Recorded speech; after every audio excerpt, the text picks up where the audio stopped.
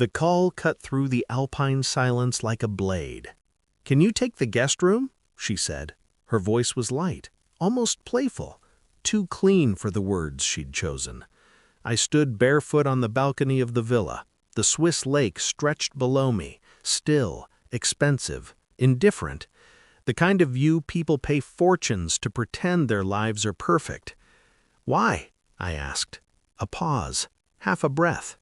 "He's already in the master suite." The world didn't explode, it narrowed. I watched my reflection in the glass door. Calm face, straight shoulders, a man who had already paid for everything standing in a place that was suddenly no longer his. "Who?" I said. She sighed, annoyed now, as if I were the inconvenience. "My ex," she said. "It's not a big deal." Not a big deal. My phone vibrated. A photo followed. My bed. My pillows. A men's watch on the nightstand that wasn't mine. Something in my chest went quiet. I smiled. Because when betrayal arrives this openly, screaming isn't required, only precision.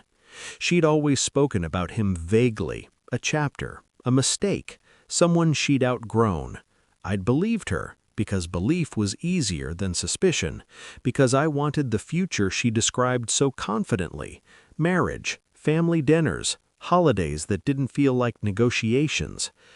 Now I replayed every conversation, the nights she'd stepped outside to take a call, the way she flinched when I touched her phone, how quickly she'd insisted on planning this pre-wedding vacation herself. I remembered her smile when she said, "I'll handle everything." She had. I walked inside the villa. The air smelled like pine, leather, and my money. Everything here was paid for by me, booked in my name, secured with my credit. And yet I was the guest. My phone rang again, this time my daughter-in-law. "If you want to join Thanksgiving," she shouted without greeting, "come wash the dishes." Her voice was sharp, practiced, a woman comfortable speaking down. I listened in silence, letting her unload her resentment like dirty water.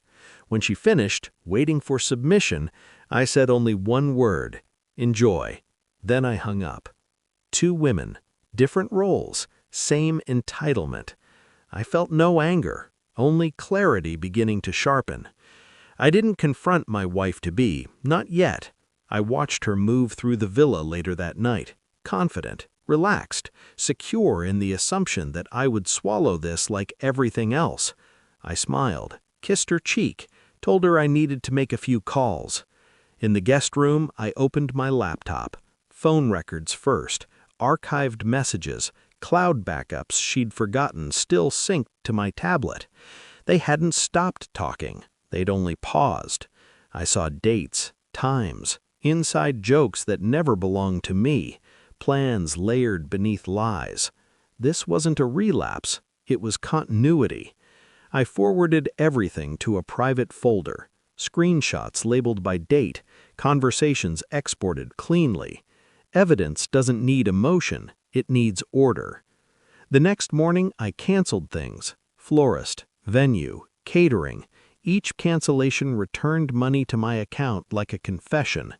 Externally, I was calm, polite, still smiling. Inside, a storm moved with discipline. I booked another property, larger, private, a villa perched higher in the mountains. Then I waited. Silence makes greedy people nervous. On the third day, I posted a single photo, white stone, glass walls, snow-bright peaks behind it. No caption, no explanation. Within minutes, my phone began to ring. It rang 71 times. I agreed to meet her in the hotel lobby. She arrived breathless, eyes red, control slipping through her fingers. "You're being dramatic," she said immediately. "He means nothing. I didn't think you'd mind." I didn't respond. Instead, I placed my phone on the table between us. I slid it forward. Messages, photos, a booking confirmation, his name attached to my master suite. She stared at it like it might bite her. "You invaded my privacy," she whispered.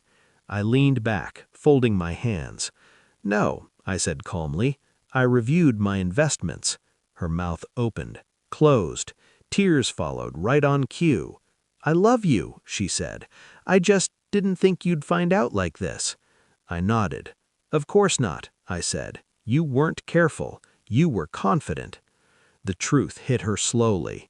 That I wasn't begging, that I wasn't negotiating, that I was already done. I didn't shout when I canceled the wedding. I sent a calendar update.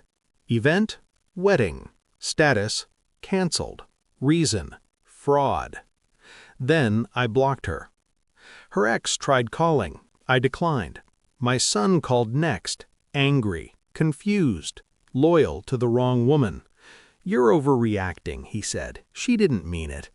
I sent him the evidence. Then one more image, the deed to my new Swiss villa, purchased that morning, sole owner. Silence followed. Thanksgiving came and went without me. I imagined my daughter-in-law standing over a sink, realizing too late that power borrowed is power revoked. When she finally texted, apologetic, trembling, I replied with the same word I'd given her before. Enjoy. People think revenge is loud. It isn't. It's administrative, methodical, cold. I didn't ruin them. I stepped aside and let them face themselves without my protection. From the balcony of my villa, I watched the mountains remain unmoved by human drama. No wedding, no family obligation, no forgiveness requested or given, only silence, and the knowledge that when they tell this story for the rest of their lives, I won't be the villain.